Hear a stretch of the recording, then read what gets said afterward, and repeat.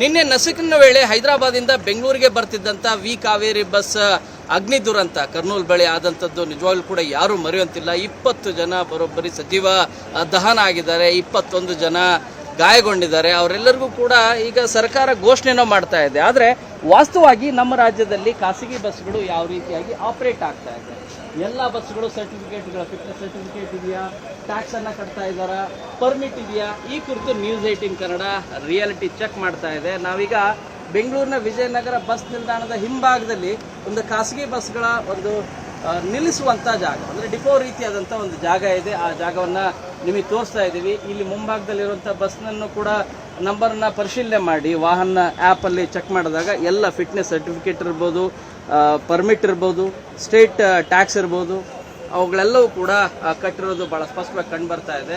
ಆದರೆ ಶುಚಿತ್ವದ ಬಗ್ಗೆ ಇಲ್ಲಿ ಮೇಲ್ನೋಟಕ್ಕೆ ನೋಡ್ತಾ ಹೋದರೆ ಸ್ವಲ್ಪ ತೊಂದರೆ ಇರೋದು ಕಂಡು ಬರ್ತಾ ಇದೆ. ಕ್ಲೀನ್ನೆಸ್ ಇರೋದಿಲ್ಲ ಅಂಥೇಳಿ ಏನು ಕಸ್ಟಮರ್ಸ್ ಕೂಡ ಏನು ಪ್ರಶ್ನೆಯನ್ನು ಮಾಡ್ತಾ ಇದ್ರು ಅಥವಾ ಕಂಪ್ಲೇಂಟ್ ಮಾಡ್ತಾ ಇದ್ರು. ಆ ರೀತಿಯಾಗಿ ಅದು ಹೊರತುಪಡಿಸಿದ್ದು ಕೇರಳ ಕಡೆ ಹೋಗುವಂಥ ಬಸ್, ಸ್ಲೀಪರ್ ಬಸ್ ಏನಿದೆ, ಆಲ್ಮೋಸ್ಟ್ ಎಲ್ಲದೂ ಕೂಡ ಶುಚಿತ್ವವನ್ನು ಮೇಂಟೈನ್ ಮಾಡಲಿಕ್ಕೆ ಮುಂದಾಗ್ತಿದ್ದಾರೆ ಅನ್ನೋದು ಕಂಡು ಬರ್ತಾ ಇದೆ. ಆದ್ರೆ ಒಂದೇ ರಿಜಿಸ್ಟ್ರೇಷನ್ ನಂಬರ್ನ ವೆಹಿಕಲ್ಗಳನ್ನ ಬೇರೆ ಬೇರೆ ವೆಹಿಕಲ್ ಇದೆ, ಅಂದ್ರೆ 2-3 ವೆಹಿಕಲ್ಗಳನ್ನ ಆಪರೇಟ್ ಮಾಡ್ತಿದ್ದಾರೆ ಅನ್ನುವಂಥ ಗಂಭೀರ ಆರೋಪ ಏನಿದೆಯಲ್ಲ, ಆ ಗಂಭೀರ ಆರೋಪದ ಹಿನ್ನೆಲೆಯಲ್ಲಿ ಈಗ ಪರಿಶೀಲನೆ ಮಾಡುವಂತ ಕೆಲಸವನ್ನ RTO ಅಧಿಕಾರಿಗಳು ಮಾಡಬೇಕಾಗಿದೆ. ಯಾಕಂದ್ರೆ ಈ ರೀತಿಯಾದಂಥ ಆರೋಪದ ಹಿನ್ನೆಲೆಯಲ್ಲಿ ಈ ಹಿಂದೆ ಒಂದು ಖಾಸಗಿ ಬಸ್ ಏನು ಅಗ್ನಿ ದುರಂತ ಆದಾಗ ನಂಬರ್ ಇದ್ದದ್ದೇ ಬೇರೆ, ಅಲ್ಲಿ ಚಾಸಿಯಲ್ಲಿದ್ದಂಥ ನಂಬರೇ ಬೇರೆ ಆಗಿತ್ತು. ಆ ರೀತಿಯಾದಂಥ ಇನ್ಸಿಡೆಂಟ್ ಈಗಲೂ ಕೂಡ ಕಣ್ಮುಂದೆ ಇದೆ. ಇದೇ ರೀತಿಯಾಗಿ ಸಾಕಷ್ಟು ಖಾಸಗಿ ಬಸ್ಗಳನ್ನು ಕೂಡ ನಾವು ಪರಿಶೀಲನೆ ಮಾಡಿದಾಗ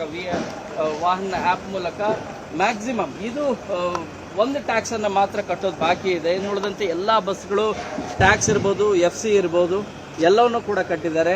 ಪರ್ಮಿಟ್, ಕೆಲವು ಸ್ಟೇಟ್ ಪರ್ಮಿಟ್ ಇದ್ರೆ, ಕೆಲವು ಆಲ್ ಇಂಡಿಯಾ ಪರ್ಮಿಟ್ ಇದೆ.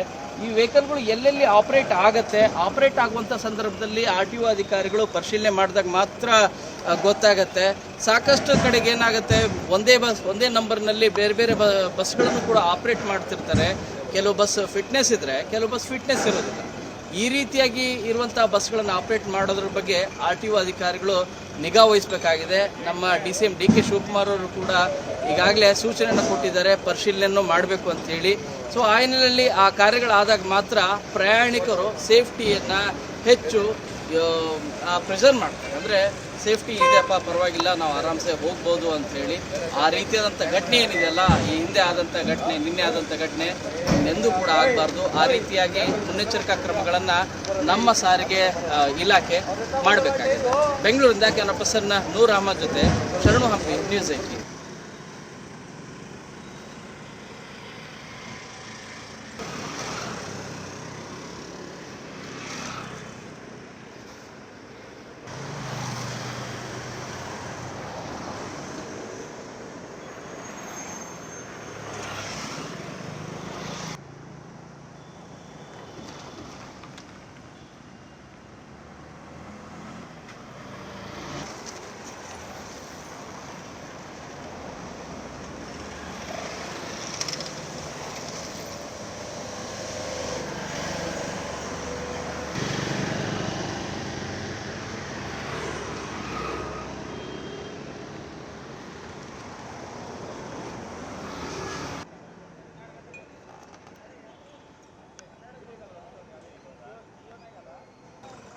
ಯಾವುದು ಗುಲ್ಬರ್ಗನ ಬಿಜಾಪುರ?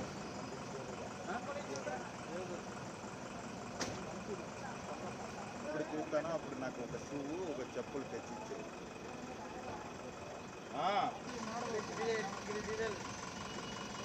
ಎಲ್ಲ ಪಾರ್ಕಿಂಗಲ್ಲಿ